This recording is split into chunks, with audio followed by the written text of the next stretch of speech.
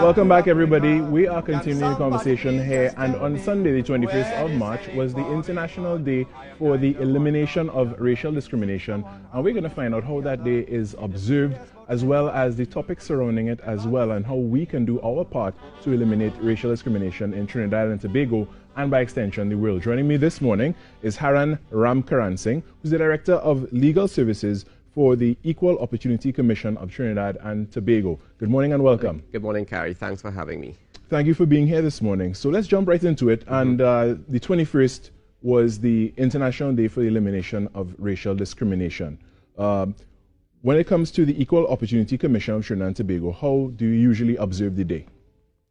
Well, we observe the day. We observe a number of United Nations days. So this was one of the days in the United Nations human rights calendars.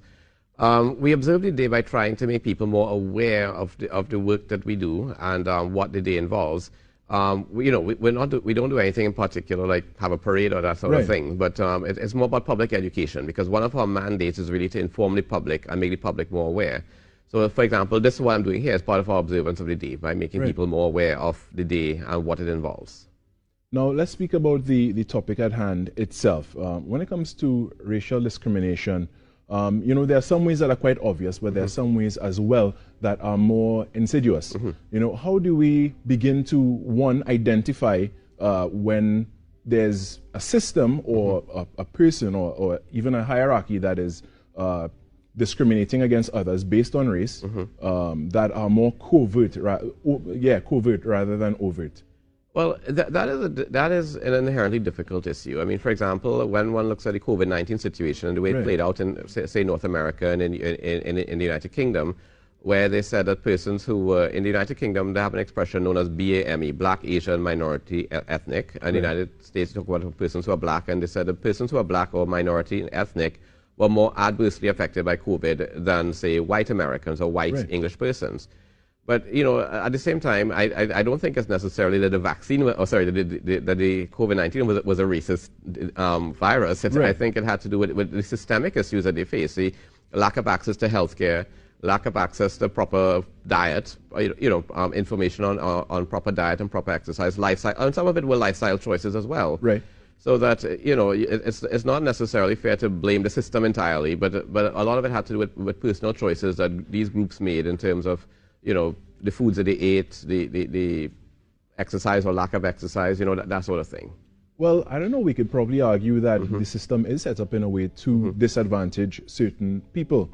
Now, when it comes to the foods that are available and the foods that they can access when it comes to the price of it, and what is available in their direct surroundings versus the employment they are able to get, is a whole conversation. We could go down that line. Yes. But let's speak now a little more centric to Trinidad and Tobago and the ways in which we see racial discrimination here. We see racial, I think a lot of it, by and large, there's always a sense of perception, because, your perception is your reality. So that if you perceive, a situation where you feel you're being discriminated against based on your race, then that's your reality. But sometimes, persons who believe they're being discriminated can lodge a complaint with us. Sometimes when we investigate, we find out, well, it's not really a case of race discrimination. There's probably some other reason why this happened to you, but the underlying issue was really a lack of communication. Okay. So that sometimes there's a lack of communication and lack of information can lead to you, or the person rather, forming this impression.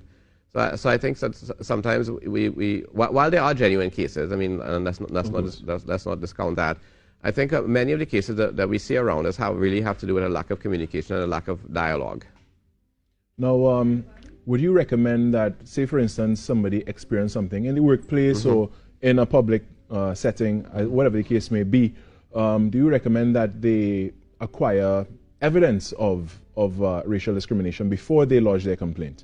Well, yes, it will always help your case. Lawyers have an expression that there are evidential challenges or evidential hurdles.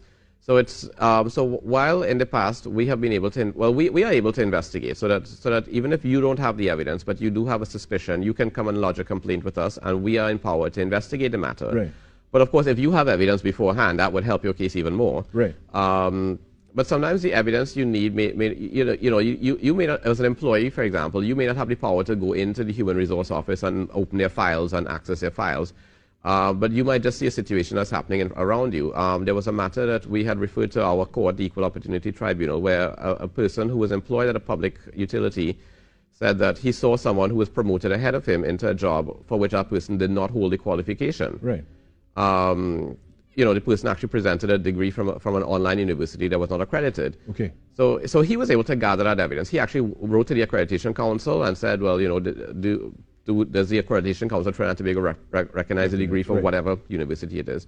So he gathered his evidence on his own, but at the same time, he would not have been able to gather any more evidence from his employer, so he would have to come to us, and we can now gather evidence from the employer to ascertain, well, what really happened. Right. In that case, the employer could not explain what really happened, so the court actually ruled in favor of the person lodged a complaint with us and said that because there was a burden of proof that shifted to the employer, if they cannot explain why they treated these persons differently, then they would make the inference that there was racial discrimination. Now, if someone needed more information about the Equal Opportunity Commission of Trinidad and Tobago, how can they reach out?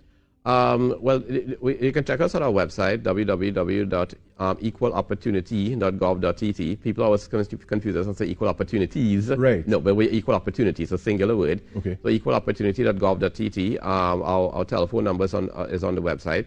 And they're free to call us. In the past, in the pre-COVID times, we always told people you're free to walk into our office.